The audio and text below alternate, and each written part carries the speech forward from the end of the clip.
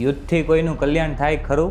પ્રશ્ન બહુ બધા અને જવાબ એક જ. બધાના મોઢે એક જ પ્રશ્ન કે ભારત પાકિસ્તાનનું યુદ્ધ થવું જોઈએ. ભારત પાકિસ્તાનનું જે યુદ્ધ છે ધર્મ અધર્મનું છે, યોગ્ય છે કે નથી યોગ્ય? આ બધાનો જવાબ એક જ. હવે હું તમને નાની એવી સ્ટોરી કહું છું ને, એમાં બધા પ્રશ્નોનો એક જ જવાબ આવી જશે. મહાભારતનું જ્યારે યુદ્ધ શરૂઆત થવાની હતી તે પહેલા પાંડવો બહુ બધી વાર સંધિ પ્રસ્તાવ મોકલે છે કૌરવોને. તો કૌરવો એક પણ વાર માનતા નથી અને સંધિ પ્રસ્તાવનો ઇનકાર કરી દે છે. અંતે ભગવાન શ્રી કૃષ્ણને મોકલે છે, એને પણ બંધી બનાવી ના પાડી દે છે. એમ જ છે છેલ્લા 75 વર્ષથી ભારત છે પાકિસ્તાનની સામે ક્યારેય પહેલા શરૂઆતમાં યુદ્ધની શરૂઆત કરી નથી. પાકિસ્તાન દર વખતે આપણને યુદ્ધની શરૂઆત કરાવે છે, આપણે એનો જવાબ આપીએ છીએ અને અંતે નેગોશિએટ થાય. તો આ પરિસ્થિતિમાં ધર્મ અને શાસ્ત્રના મત મુજબ છે યુદ્ધ છે છેલ્લો વિકલ્પ છે. તો આ યુદ્ધ ક્યારે કરવું અને ક્યારે ના કરવું, એમાં આપણે પહેલો મુદ્દો જોઈએ, યુદ્ધ ક્યારે ના કરવું. જ્યારે યુદ્ધ લોભ, અહંકાર અને બદલાની ભાવનાથી કરવામાં આવતા હોય ત્યારે આ યુદ્ધ ના કરવું જોઈએ, કારણ કે યુદ્ધ છે તે હંમેશા માટે હિંસા અને દુઃખ જ આપે છે. અને યુદ્ધ ક્યારે કરવું, આપણે બીજા મુદ્દા ઉપર વાત કરીએ તો જ્યારે ધર્મ, સત્ય અને કર્તવ્યની રક્ષા કરવી હોય ત્યારે યુદ્ધ કરવું જોઈએ. નિર્દોષ માણસને જ્યારે કોઈ વ્યક્તિ હેરાન કરે છે ત્યારે યુદ્ધ કરવું જોઈએ. શાંતિના બધા રસ્તા જ્યારે નિષ્ફળ જાય ત્યારે યુદ્ધ કરવું જોઈએ. અન્યાય સામે જ્યારે ઊભું રહેવાનું હોય ત્યારે યુદ્ધ કરવું જોઈએ.